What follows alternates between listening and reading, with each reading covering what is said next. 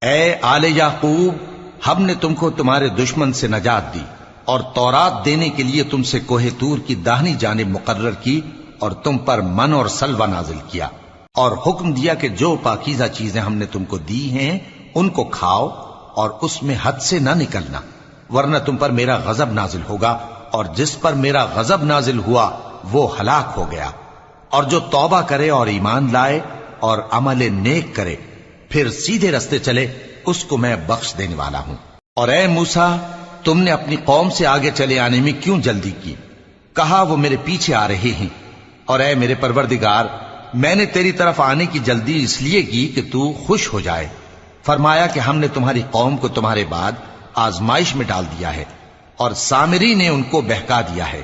اور موسیٰ غصے اور غم کی حالت میں اپنی قوم کے پاس واپس آئے اور کہنے لگے کہ اے قوم، کیا تمہارے پروردگار نے تم